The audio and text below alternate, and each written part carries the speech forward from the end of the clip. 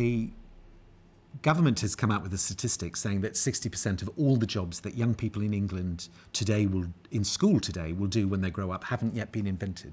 So it's not possible to teach them at school the skills they need for the jobs. We don't know what the jobs are going to be.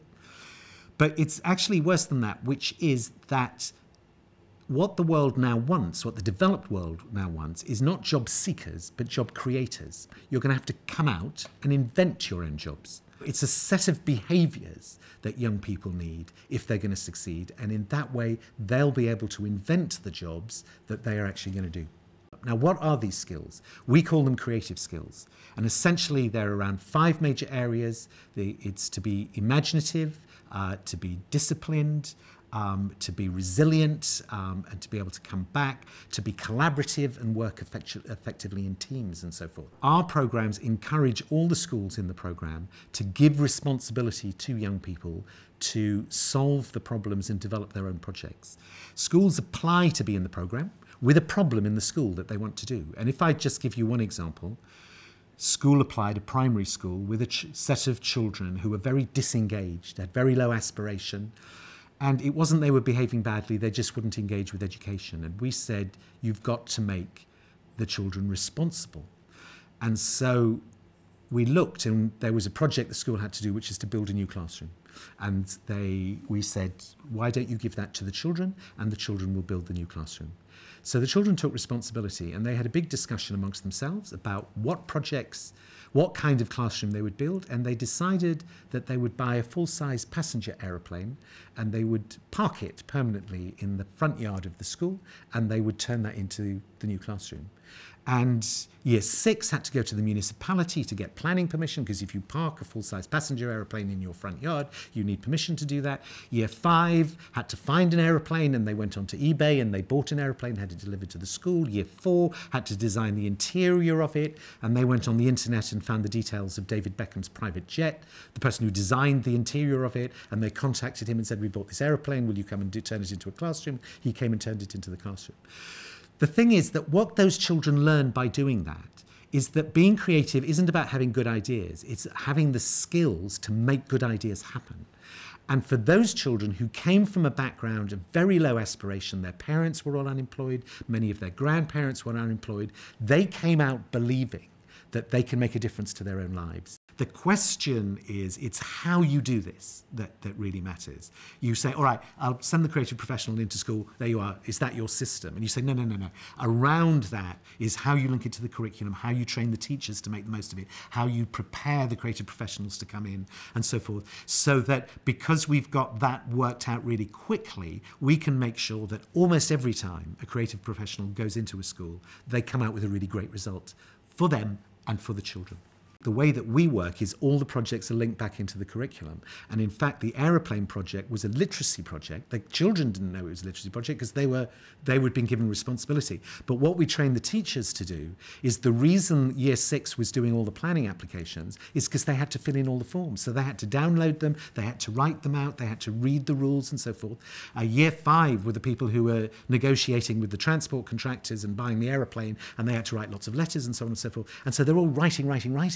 And when you're buying an aeroplane, you don't mind how much writing you're having to do. But when you're just in class and it's writing hour, then you have no interest whatsoever. And it's cracking that so that everything we do is directly linked to improving the basic skills of young people at the same time. But they don't even notice it's happening.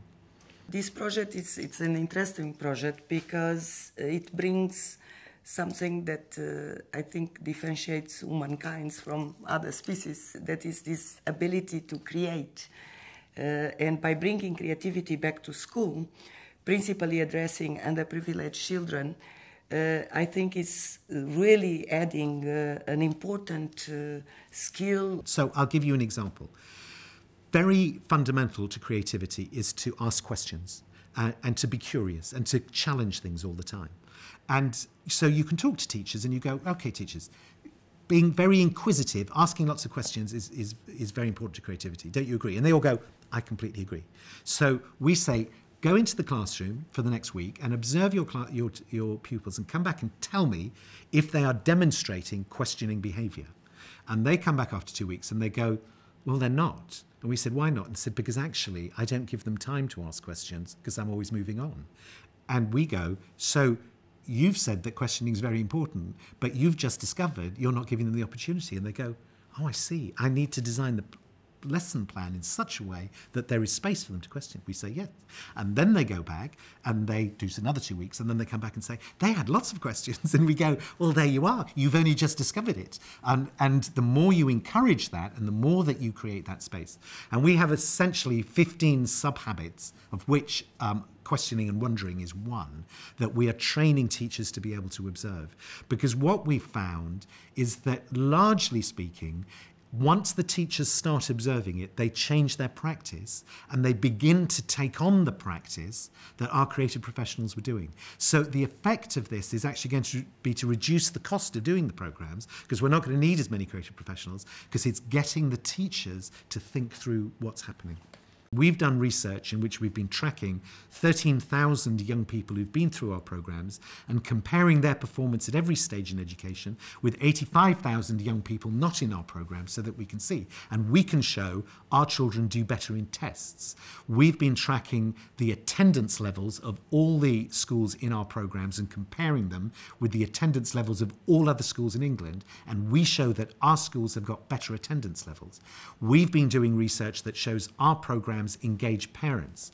We've now been able to get PricewaterhouseCoopers in, who, using British Finance Ministry models, can turn each one, well, if you're getting better test results, if you're getting better attendance, if you're getting better engaged parents, they can work out multipliers which show how, when all that's added together, what the total impact is. And the economic impact of the programme by PricewaterhouseCoopers has been shown to be £4 billion, or, to put it another way, for every £1 the government invested, they are getting £15 back. And that should be the priority of everyone in education, not finding new money, but making the existing money work better.